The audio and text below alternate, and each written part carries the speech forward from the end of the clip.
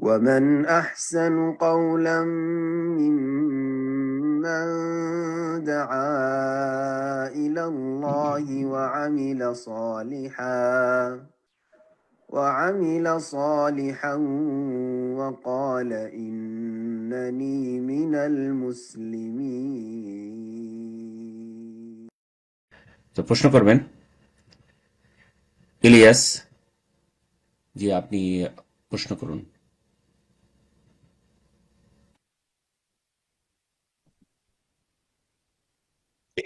আসসালামু আলাইকুম রহমতুল্লাহ বরকাত। সম্মানিত শেখ, ওয়ালাইকুম আসসালাম ওয়া রাহমাতুল্লাহি ওয়া বারাকাতুহু। জি আমেরিকা থেকে বলছি। বলেন। আহ, আল্লাহ আপনাকে হায়াতে হায়াতে তয়বা দান করুক, ঈমান এবং আহ, সুস্থতার সাথে। আল্লাহ আপনাদের ভালো করুন। বারাকাল্লাহ ফিক। আমিন। আমাদের জন্য, আমাদের ছেলে মেয়েদের জন্য দোয়া করবেন। আল্লাহ হেফাজতে রাখুন, আল্লাহ বরকত দান করুন, দিন দুনিয়া সার্বিক কল্যাণ দান করুন। আমিন। আমার প্রশ্ন, মসজিদে যখন জামাত হয়, মিম্বর যেটা সেখানে দুই পিলারে দুইটা লেখা থাকে। একটা হলো এক সাইডে, ডান সাইডে থাকে আল্লাহ এবং বা সাইডে থাকে মোহাম্মদ। এটা লেখা যাবে কিনা একই লেভেলে? এবং যখন আজানটা শেষ হয় তখন লা ইলাহা ইল্লাল্লাহ তখন সম্মিলিতভাবে যে পড়ে, অনেক মসজিদে দেখি যে সম্মিলিতভাবে ওই শেষের বাক্যটা একসাথে পড়ে। এটা কি করা যাবে কিনা? জাযাকুমুল্লাহ খায়রান, বারাকাল্লাহু ফিক। বিসমিল্লাহির রহমানির রহিম, আলহামদুলিল্লাহ ওয়াসসালাতু ওয়াসসালামু আলা রাসূলিল্লাহ। বোন প্রশ্ন করেছেন আমেরিকা থেকে যে মসজিদে অনেক জায়গায় দেখা যায় যে মুসল্লির ডানে বামে দুই পাশে আল্লাহ লেখা আছে, ডান পাশে বাম পাশে মোহাম্মদ পিলারে লেখা আছে। এটা লেখা যাবে কিনা? এরকম লিখে রাখা উচিত নয়। এটা তো ডানে বামে জিজ্ঞাসা করলেন। সাধারণত ভারত বাংলাদেশের মসজিদগুলোতে, বেদাতীদের মসজিদের সামনে লেখা থাকে, মেহরাবের ওপরে বা ডানে বামে আল্লাহ এবং মোহাম্মদ লেখা থাকে। তো এখানে একটা সাধারণ মানুষের জন্য একটা বিভ্রান্তির কারণ হতে পারে যে যিনি আল্লাহ তিনি মোহাম্মদ, অথবা যেমন এক শ্রেণীর মাজার পূজারীরা মনে করে যে যিনি আল্লাহ তিনি মোহাম্মদ হয়ে অবতরণ করেছেন, এইরকম কুফরি কথাও রয়েছে। তো এইভাবে জনসাধারণ বিভ্রান্ত হবে, অথবা মনে করবে যে আল্লাহ যেমন দিতে পারেন না, নবীও দিতে পারেন। যেমন এক শ্রেণীর লোক নবী সাল্লামকে মুখতারিকুল, সবকিছুর মালিক, তো জাহানের বাদশাহ, সবকিছুর মালিক, তিনি দাতা, এসব মনে করে থাকে। এই জন্য এসব জায়েজ নয়। ডানে বামে লিখে রাখা তার চাইতে একটু হালকা হলো, তারপরেও এতে লাভটা কি? ডানে বামে আল্লাহ মোহাম্মদ লিখে রাখবেন, এইসব জিকির আজকাল লিখে রাখতে পারেন, লা ইলাহা ইল্লাল্লাহ লিখে রাখতে পারেন, মুহাম্মাদুর রাসূলুল্লাহ লিখে রাখতে পারেন, কোরআনের আয়াত লেখা থাকতে পারে, জায়েজ আছে হয়তো, এগুলো করা যেতে পারে। কিন্তু কোনো প্রয়োজন নেই কোরআন আয়াত দিয়ে আপনি মসজিদকে সুসজ্জিত করবেন, এটা এক ধরনের কোরআনের অবমাননা হচ্ছে। তারপরে জিজ্ঞাসা করেছেন এই ক্ষেত্রে যে মসজিদে দ্বিতীয় প্রশ্ন করে ফেলেছেন, তো উত্তর দিয়ে দিই, কিন্তু একটি প্রশ্ন সবসময় করবেন। মসজিদ যখন আজান হয়, আজানের শেষে যখন মুয়াজ্জিন বলে লা ইলাহা ইল্লাল্লাহ, তখন সবাই বলে, সবাই মানে যারা এই বিষয়টি জানে না আর ভালো মনে করে বলে। বিদআত কিন্তু ভালো মনে করে হয়, বিদআতকে খারাপ মনে করে করা হয় না। লা ইলাহা ইল্লাল্লাহ বলে, এটা একটা বিদআতি আমল। আর একটি বেদাতি আমল আছে আরব বেদাতিদের মাঝে, যেসব আরবরা বেদাত করে থাকে, হাক্কান লা ইলাহা ইল্লাল্লাহ, মানে সত্যি সত্যি লা ইলাহা ইল্লাল্লাহ, আল্লাহ ছাড়া সত্য মাবুদ নেই, সত্যি সত্যি।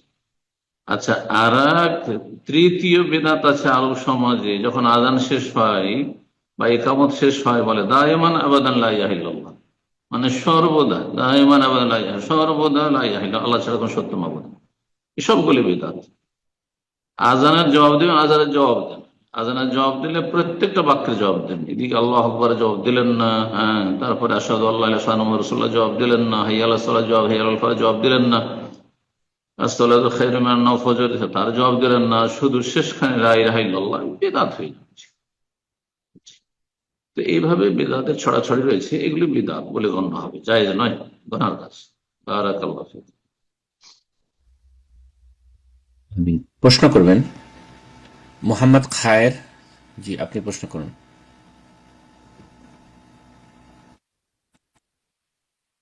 মোহাম্মদ খায়ের, জি আপনার ডিভাইসটা আনমিউট করে নিন, প্রশ্ন করুন। আসসালামু আলাইকুম ওয়া রাহমাতুল্লাহি ওয়া বারাকাতুহু। ওয়ালাইকুম আসসালাম রহমতুল্লাহ বরকাত। আমি খায়ের নিউ ইয়র্ক থেকে বলছি। সম্মানিত শেখ, জি বলেন।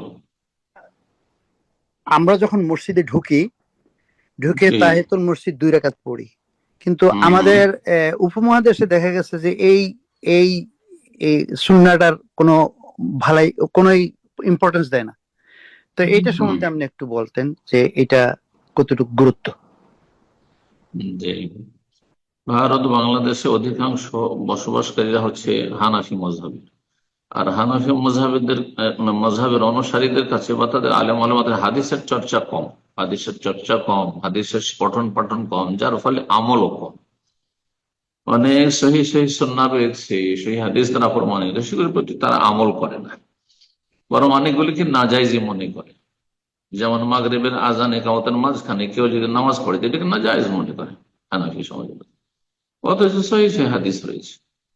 এইরকম তাহিয়াতুল মসজিদ, মসজিদ সালামের সালাত আহলে হাদিস মসজিদগুলিতে আছে, যদিও একসময় গুরুত্ব এটার কম ছিল তাদের কাছে, কিন্তু আলহামদুলিল্লাহ এখন ইলমের চর্চা হয়ে তারা ভালোই গুরুত্ব দিচ্ছে আরবদের মতো। তো এটি সহি সুন্নাহ যে কোনো মসজিদে বসলে সে মসজিদের একটি আদব রয়েছে, মসজিদের একটি হক রয়েছে, যার নাম হচ্ছে তাহিয়াতুল মসজিদ, মসজিদ সালামি। দখল মসজিদ না, এই দখল মসজিদ পরিভাষাটি এটি ভুল ভাষা। মসজিদ প্রবেশ, দখল মসজিদ মসজিদ পরিবেশ, মসজিদ পরিবেশ কি? তো তাহিয়াতুল মসজিদ, মসজিদ সালামের সালাত, সালাত তাহিয়াতুল মসজিদ, মসজিদ সালামি। জি, যেমন কারোর সাথে দেখা সাক্ষাৎ হলে সালাম দেন, ঠিক তেমন মসজিদে আপনি বসবেন তো আপনি 2 রাকাত সালাত পড়ে বসেন। নবী সাল্লাল্লাহু আলাইহি ওয়াসাল্লাম প্রসিদ্ধ, ইযা দাখালা আহাদুকুমুল মাসজিদা, তোমাদের যে কেউ যখন মসজিদে, যখন যে কোনো সময় মসজিদে প্রবেশ করুক, ফালা ইয়াজলিস, অতক্ষণ বসবেন না, হাত্তা ইউসাল্লি রাকাতাইন, যতক্ষণ 2 রাকাত না পড়ে নেবে, হাত্তা ইয়ারকা রাকাতাইন, যতক্ষণ 2 রাকাত না আদায় করে নেবে। বিভিন্ন ভাষায় হাদিসগুলো রয়েছে। আল্লাহ যেন সহিহ সুন্নাহ মোতাবেক আমলের তৌফিক দান করেন। এই সুন্নাহটি আমাদের দেশে একসময় মৃত সুন্নাহ ছিল, জেগে উঠেছে আলহামদুলিল্লাহ। হ্যাঁ, আর ধীরে ধীরে কোরআন এবং হাদিস দলিলের চর্চা হচ্ছে, সুতরাং মানুষের যেমন জ্ঞান বৃদ্ধি পাচ্ছে, তো আমলের কোয়ালিটিও সুন্দর হচ্ছে। আল্লাহ আরো বেশি তৌফিক দান করেন। প্রশ্ন করবেন ইয়াদ, জি আপনি প্রশ্ন করুন।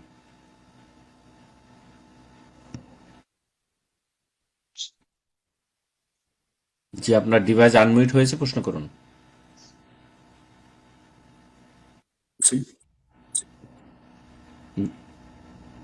জি ইয়াদ আপনার আসসালামু আলাইকুম। ওয়ালাইকুম আসসালাম ওয়া রাহমাতুল্লাহ, বলেন। জি, ঢাকা থেকে বলছি। জি জি বলেন প্রশ্ন। জি, আহ, আমার প্রশ্ন ছিল আপনার হলো পাশে বুধবার। ভাই ইয়াদ, আপনার মাইক্রোফোন, আপনি প্রশ্ন করার পূর্বে আপনার পাশে জি জি, কোনো এবার ঠিক আসছে। স্পিকার বন্ধ করে নিন। জি জাযাকাল্লাহ খায়ের। জি, জি এবার ঠিক আসছে। জি, যদি কেউ ইসলাম ত্যাগ করে তাহলে তার শাস্তির বিষয়ে আমার এখানে 2টা মত পাইছে। একজন বলছে যদি সে ইসলামের বিরুদ্ধে কথা বলে বা ইসলামের বিরুদ্ধে কোনো কাজ করে তাহলে তাকে শাস্তি মৃত্যুদণ্ড দেওয়া হবে, আর যদি সে ইসলামের বিরুদ্ধে কোনো কাজ না করে তাহলে তার মৃত্যুদণ্ড বলে বাতিল হবে বা সে নর্মাল জীবনযাপন করতে পারবে, এই বিষয়ে যদি ইসলাম ত্যাগ করে। 2টা যখন আলেম 2 রকম ইসলামের মতবাদ দিচ্ছে। শুনেন না, এই প্রশ্নের উত্তর তখনই নেবেন যখন ইসলামের রাষ্ট্র কায়েম করতে পারবেন। আল্লাহ তৌফিক দান করেন। জি, ফালতু কথা না জিজ্ঞেস করে আপনার যেটা কাজে লাগবে সেটা জিজ্ঞেস করবেন। প্রশ্ন করবেন ফারজানা, জি আপনি প্রশ্ন করুন। আসসালামু আলাইকুম। আমি ইউএসএ থেকে বলছি। আমার কোশ্চেন হচ্ছে যে 5 ভরি সোনা আর যদি 30 বা 40,000 টাকা ক্যাশ থাকে তাহলে এর উপর কি জাকাত হবে কিনা? 5 ভরি সোনা রয়েছে আর 30,000 টাকার ক্যাশ রয়েছে। একদল বলছেন যে স্বর্ণ চাঁদি দুটোকে একসাথে করে দিতে হবে, দিয়ে জাকাত দিতে হবে। তো এই মতের ওপর জাকাত ফরজ হবে, কারণ চাঁদের নেশাব ধরলে 5 ভরির সাথে এটা মিলালে জাকাত ফরজ হয়ে যাবে, কিন্তু 7.5 ভরি স্বর্ণ না হলে জাকাত ফরজ হয় না। জি, তো এই জন্য যদি সতর্কতামূলক জাকাত দিয়ে দেন তো এটা আপনার জন্য ভালো। এহতিয়াত, সতর্কতা, সাবধানতামূলক জাকাত দিয়ে দেন তো এটা আপনার জন্যই নিরাপদ। আল্লাহু আ'লাম। প্রশ্ন করবেন আব্দুল্লাহ ইমরান। জি, আবু আব্দুল্লাহ ইমরান। জি, আপনি প্রশ্ন করুন। আসসালামু আলাইকুম রহমতুল্লাহি ওয়া বারাকাতুহু। ওয়ালাইকুম আসসালাম ওয়া রাহমাতুল্লাহি ওয়া বারাকাতুহু। জি শায়েখ, আপনি ভালো আছেন? আল্লাহর কাছে আপনার নেক হায়াত এবং হায়াতে তৈয়বা কামনা করি। আল্লাহ যেন আপনার সাহায্য আমিন। এবং বারাকাল্লাহ। জি শায়েখ, আমি মাসকাট ওমান থেকে বলছি শায়েখ। প্রশ্ন করেন, বলেন। জি শায়েখ, আমি আহ, আগামী মাসে প্রথমে নিয়ত করেছি বাড়িতে যাবো ইনশাআল্লাহ, আল্লাহ যদি নেয়। শায়েখ, আমার একটা প্রশ্ন হচ্ছে, আমার 4 বছরের একটা মেয়ে আর 1 বছর একটা ছেলে আছে। তো তাদের দিনী তারবিয়ত এবং তাদের ইসলামিক পরিবেশের মাধ্যমে যদি লালন পালন করতে যাই, এবং আমার প্রবাসে থাকাকালীন কিভাবে তাদেরকে আমি পরিচালনা করতে পারি, যদি একটি দিনী তারবিয়ত দিতে পারি, একটু আমার হুম, নসিহা করতেন শায়েখ, সালাফদের বুঝ অনুযায়ী, কিন্তু আমার কোনো শীতলতা না প্রকাশ হোক তাদের কাছে, এবং হুম। তার চরমপন্থাও যেন না যাক, বাড়াবাড়ি যেন না হয় শায়েখ। তো এই নিয়ে একটু আপনার কাছে নসিহা চাচ্ছি শায়েখ, তাদেরকে দিনদার বানাতে পারি ইনশাআল্লাহ বিদিনিল্লাহ। বারাকাল্লাহু ফিকুম। প্রথম কথা, প্রবাসে আছেন আর ছেলে মেয়েরা দেশে আছে, সরাসরি তাদের ইমানি প্রতিপালন করা খুব কঠিন। তো এই ক্ষেত্রে মুখ্য ভূমিকা পালন করতে হবে আপনার স্ত্রীকে ভূমিকা পালন করতে হবে। আর তারপরে বাচ্চাদের শিখার বয়সটা কেমন সেটা আপনাকে লক্ষ্য রাখতে হবে। এই সময় ধরেন 4 বছর, 5 বছর, বা এত মুখ ফুটেছে, কথা বলতে পারছে 3 বছর, এই সময়গুলোতে আপনি ইসলামের আর কি শিখাবেন? তবে হ্যাঁ, আল্লাহর নাম উচ্চারণ করাবেন, হ্যাঁ, কালেমা তাইয়্যিবা উচ্চারণ করাবেন, লা ইলাহা ইল্লাল্লাহ, হ্যাঁ, কিছু গুরুত্বপূর্ণ দোয়াগুলো মুখস্থ করাবার চেষ্টা করবেন। হ্যাঁ, প্রতিদিন যেগুলি পড়তে হয়, সে সুন্নত হোক আর যাই হোক, এইভাবে চেষ্টা করে যাবেন। হ্যাঁ, ইমানি তরবিয়ত, এর উপরে একটা আলোচনা করেছি গত সপ্তাহে, শুনে নেবেন, শুনে নিয়ে আমল করবেন। আর 7 বছরে যেহেতু সালাতের নির্দেশ দেওয়া হয়েছে, সুতরাং তার আগে 5 বছর থেকে শুরু করে 5-6 বছর বয়স, এই বয়সগুলোতে তাহারা পবিত্রতা শিখাবেন, ওযু, গোসল ইত্যাদি এসব, তায়াম্মুম, তারপরে সালাতের দোয়া, জিকির আজকার ইত্যাদি কিছু সূরা মুখস্থ করানো, এগুলো করবেন। আর তার উপরে সাধারণত লেখাপড়া মানুষের বা বাচ্চাদের 6 বছর থেকে শুরু হয়। তার আগে কোনো জরুরি নাই যে তার আগে আপনাকে লেখাপড়া করাইতে হবে, কিন্তু যদি ধারণ ক্ষমতা ভালো থাকে, তার আগে কোরআন মুখস্থ করতে পারেন তাহলে ভালো। আর না হলে আপনি এই 6 বছর, 7 বছর থেকে এগুলো কাজ শুরু করবেন, যাতে করে যে যে আমলগুলি করা ফরজ, সেগুলি সম্পর্কে আগে জ্ঞান অর্জন করে নিতে পারে। এইভাবে আপনি ছেলে মেয়েদের তরবিয়ত করবেন। দূর থেকে কি করবেন? দূর থেকে আপনি উপদেশ দেবেন। দূর থেকে যখনই কথা বলবেন, শুধু দুনিয়ার গল্প আর হাসি রসিকতা, আর বাচ্চাদের নিয়ে হাসাহাসি করা বা বাচ্চাদেরকে নিয়ে আনন্দ ফুর্তি করা, অথবা তাদেরকে দুনিয়ার কথা বলা, এইসব না করে দিনের কথা প্রত্যেক বার কিছু দিনের কথা বলবেন। হ্যাঁ, কিছু দোয়া শুনবেন, কিছু সূরা শুনতে চাইবেন, দিনী বিষয়গুলি নিয়ে আলোচনা করবেন। আর স্ত্রীকে উপদেশ দেবেন যে তাদের যেন ইমানি যত্ন নেয়, এসব করবেন। আর সরাসরি তরবিয়ত অত্যন্ত গুরুত্ব রাখে, এই জন্য অধিকাংশ প্রবাসীরা ছেলে মেয়েদের ইমানি তরবিয়তের ক্ষেত্রে কঠিন সমস্যার সম্মুখীন হয়। দূরে থাকার কারণে ছেলে মেয়েরা ওইভাবে হয়তো মানুষ হতে পারে না, অনেকের ক্ষেত্রে এটা ঘটে। আল্লাহ রাব্বুল বলেন যেন সহজ করেন। আর সবচেয়ে বড় কথা, দোয়া করবেন, তার সাথে আল্লাহর কাছে দোয়া করবেন।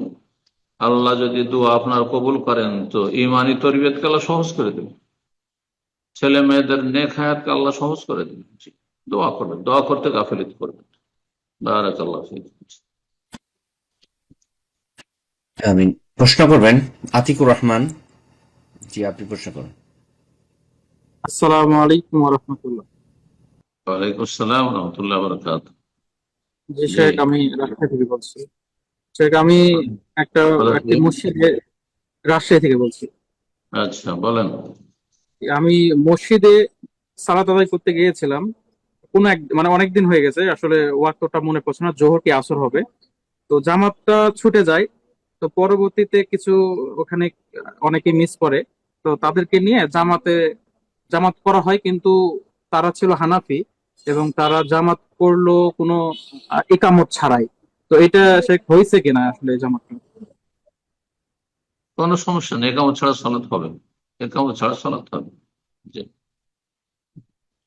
সালাত শুরু হয় তাকবীরে তাহরিমা থেকে, তার আগে একামত যদি জামাত হয় তাহলে একামতের গুরুত্ব রয়েছে। আর তারপরে যদি কেউ একামত নাও দেয় তো সালাত হয়ে যাবে ইনশাআল্লাহ। বারাকাল্লাহ। প্রশ্ন করবেন ওমর ফারুক।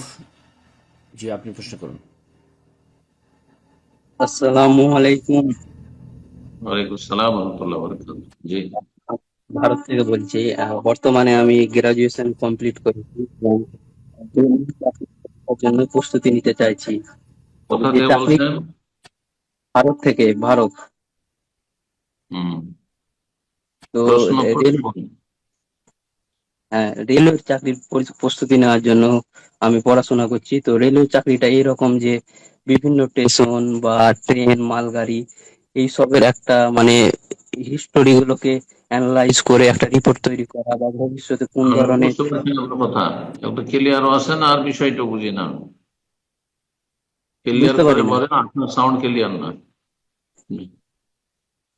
আমার কি প্রশ্নটা চাকরি হচ্ছে করতে চাইছেন, কিসের ট্রেনিং নিচ্ছেন, বুঝিয়ে বলেন। ট্রেনিং বলতে এই চাকরিটার মূল কাজ হচ্ছে যে ট্রেন, মালগাড়ি বা স্টেশনের বিভিন্ন জিনিস যেগুলো রয়েছে গত বছরের বা ভবিষ্যতে কি করতে হবে, এইসব নিয়ে পুরো পুরো একটা রিপোর্ট তৈরি করা এবং সরকারের কাছে পেশ করা, যে নতুন কোনো ট্রেন আয়োজন করা হোক অথবা নতুন কোনো জনসেবামূলক কাজ করা হোক যাতে মানুষের সুবিধা হয়। এখন আমার হুম। প্রশ্নটা হচ্ছে যে এই যে ট্রেন এখানে নারী পুরুষ অবাধ মেলামেশা করে, একসাথে যাতায়াত করে, এই সব কারণের জন্য কি আমার ইনকামটা হারাম হবে? ট্রেন এইটা ট্রেন ট্রেনে নারী পুরুষ একসাথে যাতায়াত করে সেই জন্য? জি উস্তাদ, জি ওইটাই উনি জানতে চাচ্ছেন যে ওনার এই কারণে কি ওনার ইনকামটা ট্রেনে হারাম হবে কিনা। নারী পুরুষ যাতায়াত করে, এটাকে অবাধ মেলামেশা বলা যায় না। যদি সেখানে মাহরামের সাথে, সামনে সিটি কেউ মাহরামের সাথে সফর করছে আর মুখোমুখি অন্য আর ফ্যামিলি আছে, এতে কোনো অসুবিধা নেই, জায়েজ রয়েছে। আর কেউ যদি বেপরদা চলাফেরা করে তার জন্য আপনার চাকরিতে অসুবিধা কি? আপনার চাকরির হালাল হারাম নির্ভরশীল আপনার পেশার উপর, আপনার কাজের উপর। আপনার কাজটির ধরন কি? আপনার কাজটি হচ্ছে উপকারী কাজ, হ্যাঁ, সরকারি কাজে, হ্যাঁ, রেলের আসবাবপত্র মাল সামানের সংরক্ষণ অথবা সেগুলির যথা জায়গায় ব্যবহার করার ক্ষেত্রে যাতে ব্যবহার হয়, নষ্ট না হয়ে যায়, ইত্যাদি ইত্যাদি, এসব কাজ। তো আপনার রুজি হালাল, আপনার চাকরি হালাল। এখন ট্রেনে যাত্রী, বাসে যাত্রী, কে যাচ্ছে, কে মাহারাম সহ যাচ্ছে, কে মাহারাম সহ যায় না, কে একা সফর করছে, এই জন্য তো আপনার রুজি হারাম হবে না, তাহলে তো কোনো কাজই জায়েজ হবে না। হ্যাঁ, বাসে অনেক যাত্রী, একাই মহিলা উঠছে, সেই জন্য বাস চালানো বা বাসের মালিকদের রুজি হারাম হয়ে যাবে নাকি? এত বাড়াবাড়ি কেন? দিন বোঝার চেষ্টা করেন, আপনার নিজের কাজটি হালাল হালাল, আপনি সরাসরি কোনো পাপে ইনভলভ না, জড়িত না, ব্যাস এতটাই যথেষ্ট। জি। বারাকাল্লাহ ফিক। প্রশ্ন করবেন রুহুল আমিন। জি, আপনি প্রশ্ন করুন।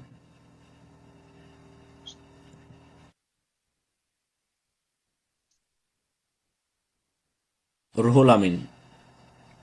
জি। আসসালামু আলাইকুম। ওয়ালাইকুম আসসালাম ওয়া রাহমাতুল্লাহি ওয়া আমার বাড়ি হচ্ছে দিনাজপুর। জি। প্রশ্নটা ছিল যে এখন ধরো ডেলিভারি কে ছবি টবি তোলার জন্য খুব অসুবিধা, ছেলে ডাক্তার, আবার তোমার হচ্ছে ছবি তোলার জন্য ছেলে ডাক্তার, দেখানোর জন্য ছেলে ডাক্তার, যাই হোক সেগুলো কোনো রকম করে ম্যানেজ হয়েছে মেয়ে ডাক্তার। কিন্তু যে সেন্টারে যাই আমরা, সেন্টারে গিয়ে তোমার হচ্ছে ডাক্তার আসছে, ওখানে চেক আপ না করলে জন্ম সার্টিফিকেট বা তোমার অন্য কিছু মানে যে আশাগুলো থাকে আমাদের এখানে, তারা একটু হুম। সমস্যা করছে যে তোমাকে দেখাতে হবে, মানে পর্দার খুব ব্যাঘাত হচ্ছে। তো একটু ওটা জানার ছিল যে পর্দাটা মানে পরিপূর্ণ হচ্ছে না স্ত্রীর, আমার স্ত্রীর, তো আমরা কি করতে পারি ওই জন্য? যথাসাধ্য চেষ্টা করবেন গুনাহ থেকে বাঁচা। ফাত্তাকুল্লাহ মাস্তাতাতুম, আল্লাহ বলছেন সূরা তাগাবুনে, যথাসাধ্য আল্লাহকে ভয় করো। আপনি যদি জানেন যে আমার এই কাছের হসপিটালে মহিলা ডাক্তার নেই, আর আমার স্ত্রী চিকিৎসা করবো, একটু দূরে আছে, একটু পয়সা বেশি খরচ হবে, আমি করতে পারবো, তাহলে সেটাই করবেন। আর যদি দেখা যায় যে না, আমি যতটা আমার কাছে আর্থিক সচ্ছলতা আছে বা পয়সা আছে, বা যতটা সম্ভব তাতে আমি কোনো মহিলা ডাক্তার পাচ্ছি না, পুরুষ ডাক্তার কাছে নিরুপায় যেতেই হচ্ছে, তখন জায়েজ, তখন জায়েজ। আল্লাহ সেই ক্ষেত্রে ধরবেন না, আল্লাহ সহজ করুন। বারাকাল্লাহ ফিক। আল্লাহ হেফাজত রাখুন। আমিন। প্রশ্ন করবেন শাফি। জি, আপনি প্রশ্ন করুন। আসসালামু আলাইকুম শেখ। ওয়ালাইকুম আসসালাম রহমতুল্লাহ বরকাত। জি, আমি বেশ রাজশাহী থেকে বলছি শেখ। বলেন প্রশ্ন। আমার প্রশ্ন হলো, বাংলাদেশের প্রেক্ষিতে প্রায় সব শিক্ষা প্রতিষ্ঠানগুলোতেই এখানে ফ্রি মিক্সিং আছে, তো এইখানে ছেলেদের জন্য চাকরি করা কি জায়েজ হবে? আপনার চাকরিতে একেবারে একাকার যদি না হয়ে যেতে হয়, বেঁচে থাকতে পারছেন, আপনি হয়তো শিক্ষকতা করছেন, আর ক্লাসে পড়িয়ে দিয়ে সামনে হয়তো মেয়েরা আছে, যদি সম্ভব হয় তবে হিজাব করতে বলবেন সেখানে।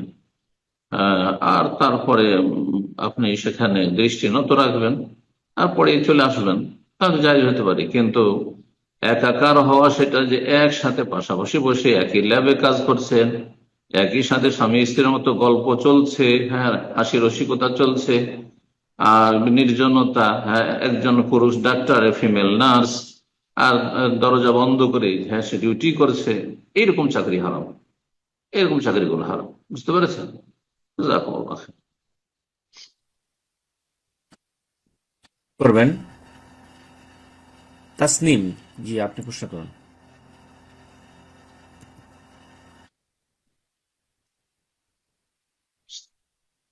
তাসনিম, আপনার ডিভাইসটা আনমিউট করে নিন, প্রশ্ন করুন। জি। সালামু আলাইকুম রহমতুল্লাহ বারকাতুহ। ওয়ালাইকুম আসসালাম রহমতুল্লাহ বরকাত। আমার প্রশ্ন ছিল, আজ কোথা স্বপ্নে দেখছি থেকে দুইটা ছাদ, বলছেন? পাঁচার দূরতে, একটা বড় একটা ছোট, আর দুইটার বলছেন মধ্যে কোথা থেকে বলছেন? দুইটা লাউ গাছের মাছা আছে, মাছা মাঝে লাউ গাছ তোলা, এটা কি দেখলাম। আর কি একটা আপনার প্রশ্ন হলো গিয়ে, আমার ঘরের মাঝে সবকিছু তিলে মানে হাতা, বোন, আপনি তাসনিম, বাথরুমে, একটা সেকেন্ড, ঘরে, একটা করে দরজা, প্রশ্ন। জানালা, পর্দা, বাতের মধ্যে, মুখে বাত খেলে বাতের মধ্যে হয়ে যায়, চাউলে চুলে যা আছে সবকিছু তিলে হাতা খায়, আমি এটা কিছু কি? বুঝলাম, আপনি বলে চলে যাচ্ছেন, আমরা জি কিছু তো বুঝি না। ওস্তাদ জি। কোথা থেকে জি বলছেন বোন, আপনি? ওনাকে আমি আনমিউট করছি। আমি বোন আপনাকে আপনার মনোযোগ আকর্ষণ করছি। প্রশ্ন করার ক্ষেত্রে অবশ্যই খেয়াল করবেন, শেখ আপনাকে প্রশ্ন করছেন, আপনি প্রশ্ন উত্তর দেন এবং ধীরে স্থিরে একটা প্রশ্ন করবেন, একের অধিক প্রশ্ন না, অবশ্যই একটা প্রশ্ন করবেন। জি, আপনি আনমিউট করে নিন, প্রশ্ন করুন। তাসনিম। জি। বলেন, জি, আপনার প্রশ্ন বলেন, বুঝিনি, তাড়াহুড়া করিয়েন না, একটু স্পষ্ট আর একটা একটা প্রশ্ন বলেন। কোথা থেকে বলছেন? আমি আমি বাংলাদেশ থেকে বলছি। জি, তো একটা প্রশ্ন বলে এত তাড়াতাড়ি করে চলে যাচ্ছেন, তো আমরা কিছু বুঝি না তো। আচ্ছা, আমি স্বপ্নে দেখি দুইটা ছাদ, জি, একটা ছাদ বড়, একটা ছাদ ছোট, আর ছাদের মধ্যে দুইটা বাঁশের মাচা, দুইটা ছাদের মধ্যে লাউ মাচা আছে, লাউ গাছ তোলা, এটা কি দেখছি? জি ওস্তাদ জি, সম্ভবত উনি বলছেন, উনি স্বপ্নের কথা বলছেন, উনি স্বপ্নে, আপনি কি স্বপ্নের কথা বলছেন বোন? জি, জি। জি, উনি না না, স্বপ্নে চাঁদ দেখছেন। জি। স্বপ্নের তাবির করি না আমি। জি, আমি আমার নিজের স্বপ্নের তাবির হওয়ার চেষ্টা করি, অন্যের চেষ্টা করি না। আর এইভাবে সোশ্যাল মিডিয়ার স্বপ্নের তাবির করার জন্য আসে, মাসলা বলার জন্য এসেছি। জি, জাযাকুমুল্লাহ। বারাকাল্লাহু ফিকুম। শুকনো প্রশ্ন নাই। করবেন লুলু। জি, আপনি প্রশ্ন করেন।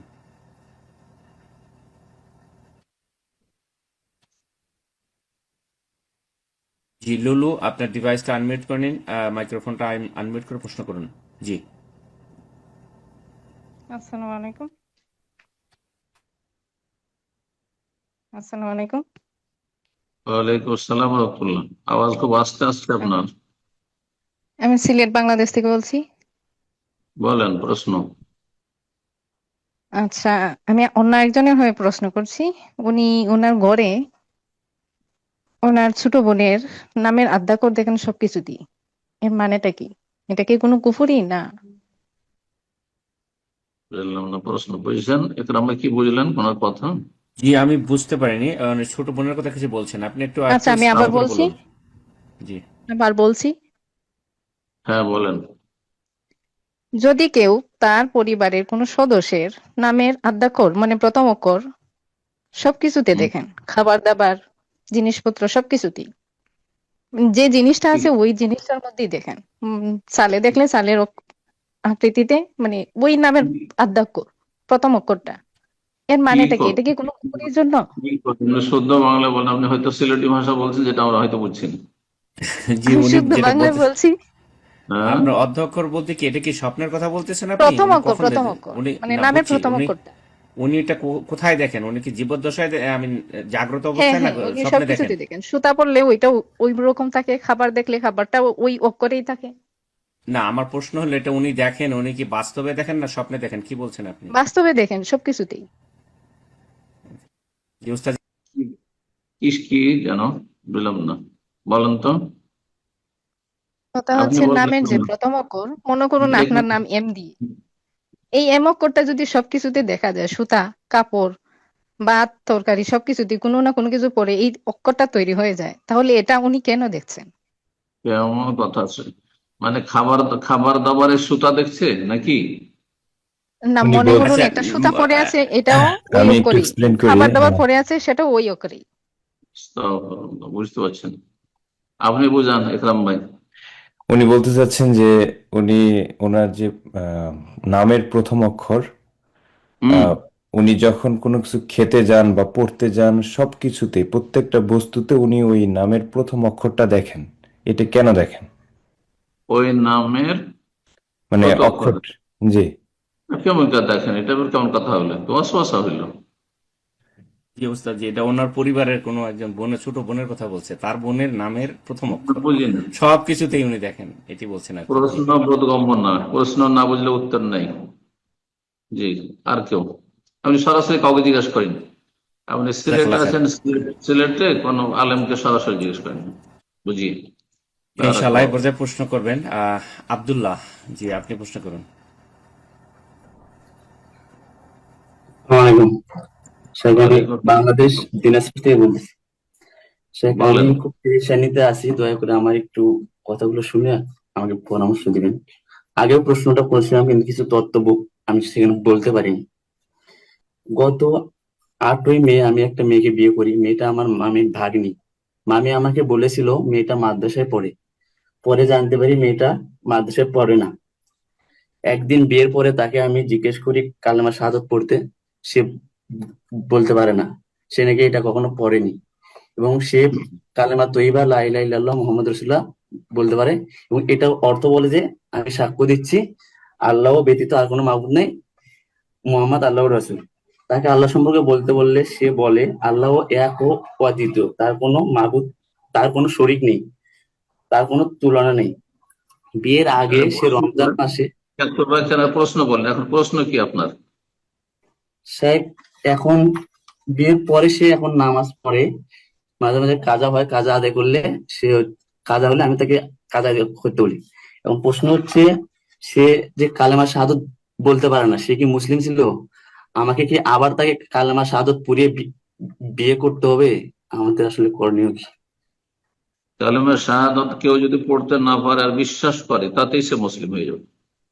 ও বোবা মুসলিম থাকেন না, কেউ যদি উচ্চারণ শুদ্ধ না করতে পারে কিন্তু তার অর্থ বুঝে বিশ্বাস করে আল্লাহ ছাড়া কোনো সত্য মাবুদ নেই, নিজের ভাষায় আরবিতে যদি না বলে, বলে আল্লাহ ছাড়া কোনো সত্য মাবুদ নেই, মোহাম্মদ সাল্লাল্লাহু আলাইহি আল্লাহ রসুল, এটা বিশ্বাস করে এবং এটা বুঝে, তাহলে সে মুসলিম।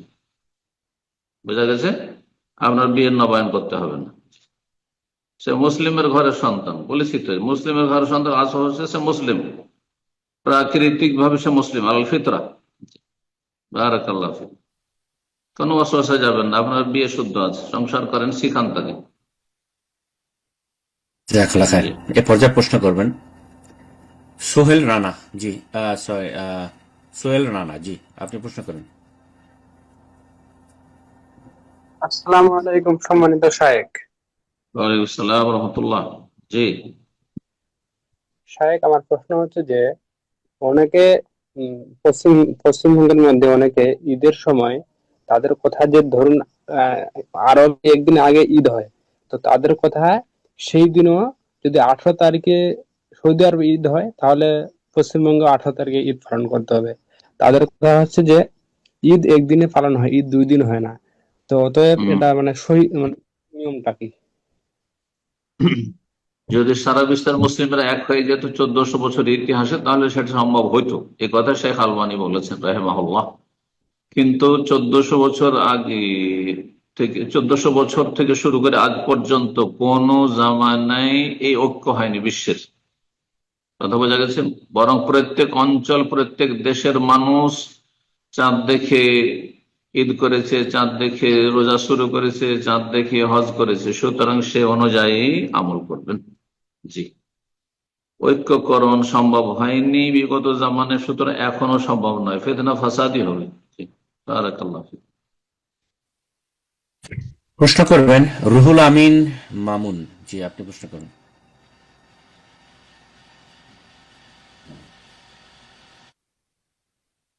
জি, রুহুল আমিন মামুন, আপনার মাইক্রোফোনটা আনমিউট করে প্রশ্ন করুন।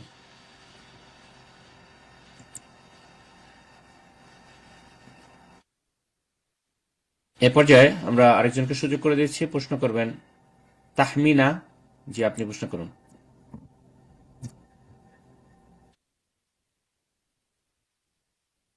তাহমিনা, জি আপনি প্রশ্ন করুন। আসসালামু আলাইকুম রহমতুল্লাহ। ওয়ালাইকুম আসসালাম রহমতুল্লাহ বরকাত। জি বলেন, কোথা থেকে? শেখ, আমি বাংলাদেশ থেকে বলছি। জি বলেন প্রশ্ন। শেখ, আমি যদি কারো নামে গীবত করি, এটা তো কবিরা গুনাহ। এখন কথা হচ্ছে যে আমি এখন তার কাছে ক্ষমা চাইবো কিভাবে? আর যদি সে ক্ষমা না করে তাহলে আমার করণীয় কি? গীবতের ক্ষেত্রে ওলামারা বলেছেন যে সরাসরি ক্ষমা চাইলে অনেক সময় বেশি কষ্ট পাবে। আর আজকালকার মানুষ সালাফে সালেহিন, সাহাবা ইকরাম, তাবেইন, তাবা তাবের মতো না, ওইরকম ইমান না। তো না বলাটাই ভালো ছিল। বলে দিয়ে তার মনে আরো হয়তো শত্রুতা বিদ্বেষ, যে তুমি আমার বদনাম করেছো, হ্যাঁ আমাকে ছোট করেছো ইত্যাদি, আরো খারাপ সম্পর্ক হয়ে যেতে পারে। এই জন্য ওলামারা বলছেন বলতে হবে না। কারো গীবত করলে যদিও বান্দার হক, তাকে বলতে হবে না যে আপনার গীবত করেছি, বরং হ্যাঁ তার জন্য দোয়া করবেন, তার জন্য দোয়া করবেন যে আল্লাহ তার ভালো করুন। এক। 2 নম্বর যেটা করবেন, যে যেই মহলগুলিতে, যেই আপনার বান্ধবীদের মাঝে, যেই ফ্যামিলিতে গিয়ে বদনাম করেছেন, তাদের গীবত করেছেন, দোষ চর্চা করেছেন, সেখানে সুনাম করবেন। সুনাম করবেন। কিছুদিন আগে দুর্নাম করেছেন, এখন সুনাম যখন করবেন, মানুষরা বুঝে যাবে যে না, ও ভুল বুঝেছিল আসলে ওর সম্পর্কে, বা আগের বুঝটি ভুল ছিল, এখন সঠিকটা বলেছে। এভাবে আপনি গোনা থেকে ইনশাআল্লাহ আল্লাহর কাছে ক্ষমা পেয়ে যাবেন। বারাকাল্লাহ। প্রশ্ন করবেন সুবর্ণ। তার পূর্বে বলবো, কোনো এক ভাই অথবা বোন হ্যান্ড রেজ করেছেন, আপনি পার্টিসিপেন্ট লিস্টে আপনার নাম এন্টার করেননি। তো প্রশ্ন করার জন্য অবশ্যই আপনার একটা নাম এন্টার করতে হবে। আপনি অপশন ফলো করে রিনেম করে আপনার নাম এন্টার করুন, ইনশাল্লাহ সুযোগ করে দেব। তো প্রশ্ন করবেন সুবর্ণ, যে আপনি ওকে। তার পূর্বে রুহুল আমিন মামুন, জি আপনি ডিভাইস আনমিউট করেছেন, তো আপনি প্রশ্ন করুন আগে, তারপরে ইনশাল্লাহ সুবর্ণ প্রশ্ন করবেন। জি আপনি প্রশ্ন করুন। ওয়ালাইকুম আসসালাম রহমতুল্লাহ বরকাত। আমি পশ্চিমবঙ্গে বলছি। কোথায়, কোন ডিস্ট্রিক্ট? কোচবিহার ডিস্ট্রিক্ট, পশ্চিমবঙ্গের। বলেন প্রশ্ন। আমার প্রশ্ন হচ্ছে স্যার, যে ড্রাইভিং লাইসেন্স ছাড়া গাড়ি চালিয়ে যদি কাউকে কেউ মেরে ফেলে, তাহলে সেই ব্যক্তি কি, এটা কি মার্ডার হবে? যেহেতু ড্রাইভিং লাইসেন্স ছাড়া গাড়ি চালাচ্ছে, এমনি একটা সরকারি বেআইনি কাজ করতেছে, সে এমনিতে অপরাধ সরকারি আইনে, তারপরে একজনকে মেরে, সে হতে পারে বুড়া কিংবা হতে পারে নাবালক। জি এটাই। তাহলে সেটা কি মার্ডার হবে কিনা আর কি, মানে তিনার ওই লাইসেন্স ছাড়া কেউ যদি গাড়ি চালায়, তাহলে প্রথম আল্লাহর নাফরমানি করলো, কারণ আল্লাহ এটা নিষেধ করেছেন। 2 নম্বর, সরকারি আইন অমান্য করলো। 3য় গুনাহ করলো। সরকারি আইন, বৈধ কাজের ক্ষেত্রে যেসব আইনগুলি রয়েছে, কোন পাপ করতে আমাকে বাধ্য করা হয় না, আপনাকে বাধ্য করা হয় না, ভালো কাজ। ড্রাইভিং লাইসেন্স আপনি নেন, তারপরে গাড়ি চালান বলছে, এটা গঠনমূলক কাজ। এতে মানুষের জীবনের নিরাপত্তা, আপনারও নিরাপত্তা রয়েছে, আর আপনি রাস্তাঘাটে যে গাড়ি চালাবেন সেখানেও অন্যদেরও নিরাপত্তার বিষয় রয়েছে, গুরুত্বপূর্ণ বিষয়। নিজেকে ক্ষয়ক্ষতি থেকে বাঁচান, অন্যকে ক্ষয়ক্ষতি থেকে বাঁচাবেন। সুতরাং আরেকটি গুনাহ করল। আর তারপরে যদি বিনা লাইসেন্সে গাড়ি চালাতে কাউকে মেরে দেয়, তাহলে সে কাবিরা গুনাহ করল, সেটা আরেকটি কাবিরা গুনাহ। তো বহু গুনাহ করল, বিভিন্ন দিক থেকে সে কাবিরা গুনাহে লিপ্ত হবে। কথা বুঝতে পেরেছেন? অন্যায় কাজ, হারাম কাজ কখনো করবেন না। মুসলিম দেশে থাকেন, অমুসলিম দেশে থাকেন, সেকুলার দেশে থাকেন, যেখানেই থাকেন না কেন আপনি, কেউ আপনার জুলুম অত্যাচার করলেও আপনার জন্য হারাম কাজ করা বৈধ হয় না, কখন না। কেউ ঘুষ নিচ্ছে, ঘুষ না দিলে ধরেন লাইসেন্স হবে না, তারপরেও আপনি সেখানে আপনি হারাম কাজ করতে পারেন না। আপনি হারাম কাজে জড়াবেন না, অন্যদের হারামের কারণে আপনি হারামে জড়াবেন। সুতরাং কেউ যদি এইভাবে বিনা লাইসেন্সে গাড়ি চালায়, আর সে গাড়ি চালায় পারদর্শীও ছিল না, আর কোন একজন কে অ্যাক্সিডেন্ট করলো, আর সেই অ্যাক্সিডেন্টে সে পথচারীর ভুল না, এই লোকের ভুল আছে, তাহলে সে খুনি, সে মার্ডার করে। কিন্তু পথচারী অনেক সময় ভুল করে, হর্ন দেওয়া হয়েছে তারপরে শুনছে না, অথবা সেই সময় এভাবে চলতে হয় না, হাইওয়ে দিয়ে এভাবে রাস্তা পারাপার করতে হয় না, পারাপার করছে, তাহলে তারও ভুল আছে। ইত্যাদি এসবগুলিও খেয়াল রাখতে হবে। আল্লাহ বুঝা তৌফিক দান কর, হারাম নাজাইজ থেকে বেঁচে থাকার তৌফিক দান করুন সার্বিক জীবনে। ইসলাম শুধু 2-4টি ধর্মকর্মের নাম নয়, এই সব মসজিদের সাথে সীমিত নয়, সার্বিক জীবনে ইসলাম পালন করতে হবে। বোঝা গেছে? উদখুলু ফিস-সিলমি কাফা, পূর্ণরূপে ইসলামে প্রবেশ করো। আল্লাহ তৌফিক দান করেন। আমিন। প্রশ্ন করবেন সুবর্ণ জি, আপনি প্রশ্ন করুন। জি, আসসালামু আলাইকুম ওয়া রাহমাতুল্লাহি ওয়া বারাকাতুহু। ওয়ালাইকুম আসসালাম ওয়া রাহমাতুল্লাহি ওয়া বারাকাতুহু। জি, জি, সম্মানিত শেখ, আমি বাংলাদেশ থেকে বলতেছি, খুলনা থেকে। বলেন প্রশ্ন। জি, সম্মানিত শেখ, আমি আসলে 2 বছর 2.5 বছর মতন খুবই পেরেশানির মধ্যে আছি। আসলে আমার একটা বিষয় খুবই জানার ছিল। আমি আপনার দার্স গুলো শুনছি আলহামদুলিল্লাহ। তো তারপর থেকে আমি জিনিসটা বুঝতে পারছি আসলে। আসলে আমার বিয়ে হয়েছে 15 বছর হচ্ছে। তো এক্ষেত্রে আমার স্বামী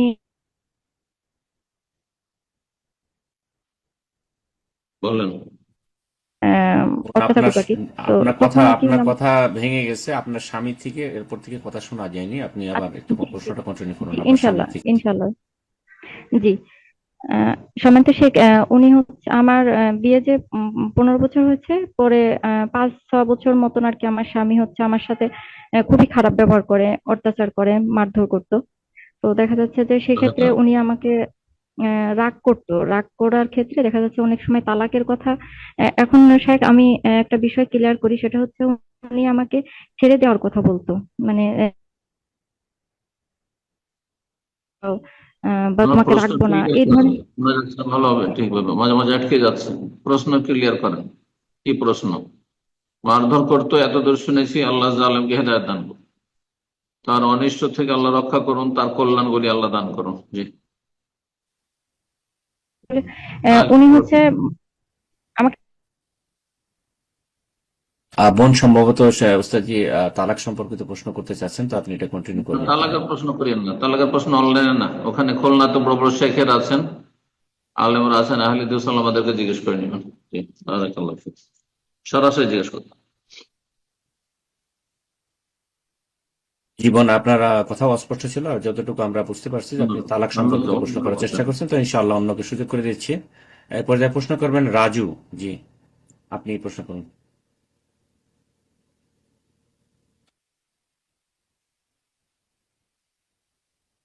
রাজু, আপনার ডিভাইস আনমিউট করে নিন, প্রশ্ন করুন।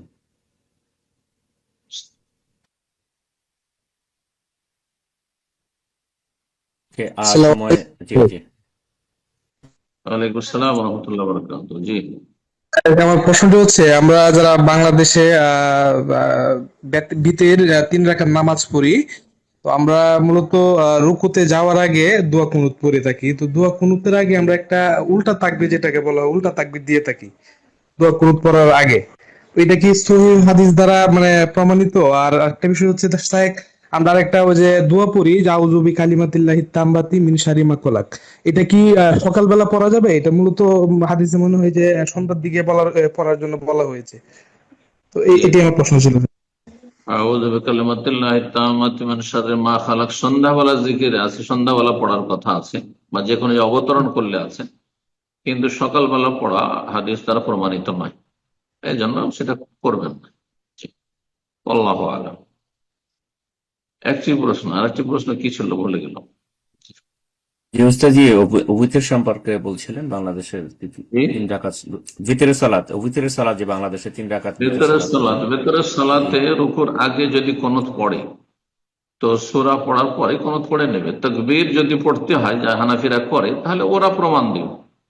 আমার জানা নাই যে এখানে কোনো তাকবীর আছে, কারণ তাকবীর নড়াচড়ার সময় ইউকাব্বিরু ফি কুল্লি খাফদিন ওয়া রাফিন, নবী সাল্লাল্লাহু আলাইহি ওয়াসাল্লাম তাকবীর পাঠ করতেন সালাতে, হয় ঝুঁকলে না হলে উঠলে, হ্যাঁ হরকত করলে। এখানে কোনো হরকত নেই, নড়াচড়া নেই, বিনা নড়াচড়ায় তাকবীর প্রমাণিত নয়। সুতরাং এটি সুন্নতের খেলাফ মনে হয়। আল্লাহু আ'লাম। তারপরে যদি আপনি মুক্তাদি হন, তো তাদের অনুকরণে ওইভাবে পড়বেন, কিন্তু আপনি তাকবীর দেবেন না, তারা দিচ্ছে। জি, বারাকাল্লাহ। আমিন। আমরা একদম প্রোগ্রামের শেষ পর্যায়ে চলে এসেছি। আজকে সর্বশেষ প্রশ্ন নেব ইনশাআল্লাহ। এর মাধ্যমে আজকের প্রশ্নোত্তর পর্ব শেষ হয়ে যাবে ইনশাআল্লাহ। যারা হ্যান্ড রেজ করেছিলেন অনেকেই এখনো হ্যান্ড রেজ করে আছেন। আমরা আগামী প্রোগ্রামে আপনাদের প্রশ্ন করে নেওয়ার চেষ্টা করবো ইনশাআল্লাহ। সর্বশেষ প্রশ্ন করবেন আব্দুল খালেক। আপনি প্রশ্ন করুন। জি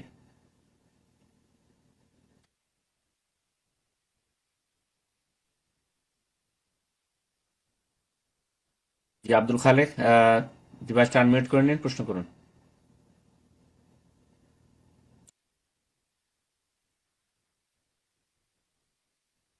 আপনি ইনশাআল্লাহ আমরা অন্য আরেকজনকে সুযোগ করে দিই, প্রশ্ন করবেন কাজী ইভা।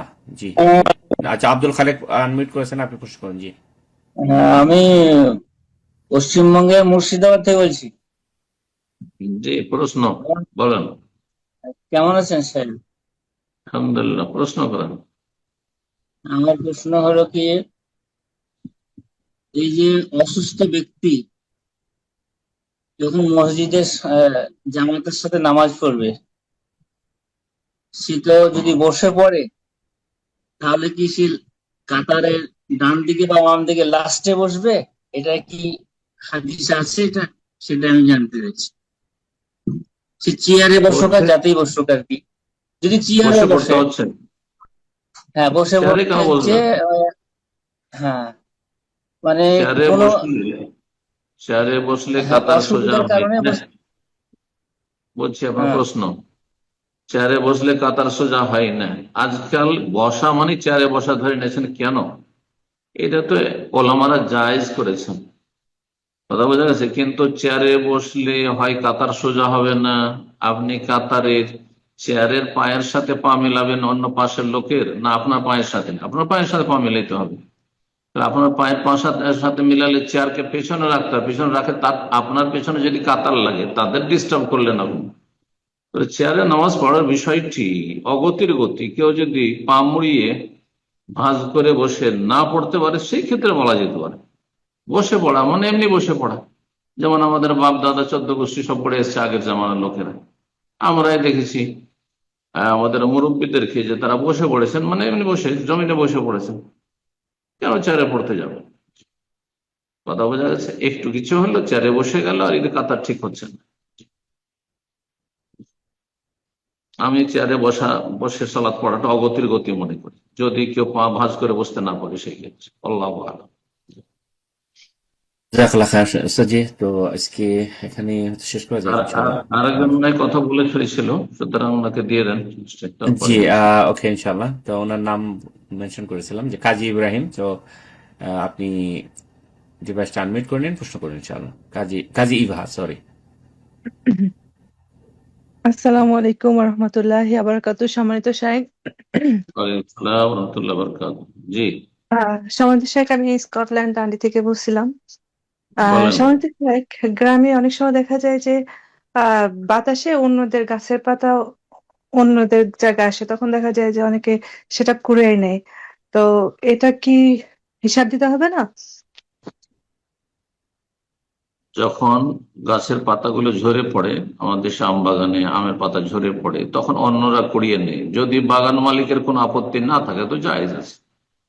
সেটা বুঝে নিতে হবে, যারা পাতাগুলি কুড়াচ্ছে তাদেরকে বুঝে নিতে হবে, হয় সরাসরি জিজ্ঞাসার মাধ্যমে, অথবা এমনি সাধারণভাবে সবাই কুড়াচ্ছে, কিছু বলছে না, মালিকেরা দেখছে, এটাই অনুমতি, এটাই অনুমতি। আর যদি আপত্তি থাকে যে না, আমাদের এগুলো প্রয়োজন রয়েছে, আমরা কুড়াবো, তাহলে তখন জায়েজ নয় শুধু।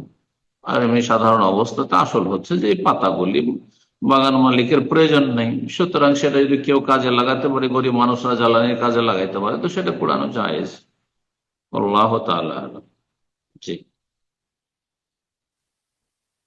জাযাকাল্লাহ খায়ের। ওস্তাদ জি, তো আজকে এখানে শেষ করা যায়, দোয়া করে শেষ করবেন। বারাকাল্লাহু ফিকুম জামিআন। জাযাকুমুল্লাহ খাইর। যেসব ভাই বোন আমাদের বারাকাল্লাহ সাথে ফিকুম। বিভিন্ন দেশ থেকে, আল্লাহ রাব্বুল আলামিনের কাছে দোয়া করে আল্লাহ তাদেরকে সার্বিক কল্যাণ দান করে, সমস্ত অনিষ্ট বালা মুসিবত থেকে, জালেমের জুলুম থেকে আল্লাহ হেফাজতে রাখেন। আল্লাহ রাব্বুল আলামিন মাজলুম ভাই বোনদেরকে সাহায্য করেন। আল্লাহ রাব্বুল আলামিন ঈমান ইসলামকে আমাদের শক্তিশালী করেন। মুসলিম ভাই বোনদেরকে আল্লাহ রাব্বুল আলামিন যেন সার্বিক নিরাপত্তা হেফাজতে রাখেন। আল্লাহ রাব্বুল আলামিনের কাছে দোয়া করি দিন দুনিয়ার সার্বিক শান্তি দান করেন, পারিবারিক শান্তি, ব্যক্তি জীবনের শান্তি, মানসিক শারীরিক আর সর্বস্তরের শান্তি আল্লাহ দান করেন। আর্থিক সংকট থেকে মুক্তি লাভের তৌফিক দান করেন। যেসব ভাই বোনদের আর্থিক সংকট রয়েছে আর বিভিন্ন রকম সংকট বালা মুসিবত রয়েছে, সেগুলি থেকে আল্লাহ যেন মুক্ত করেন। অসুস্থ ভাই বোনদেরকে আল্লাহ যেন সুস্থ করে দেন।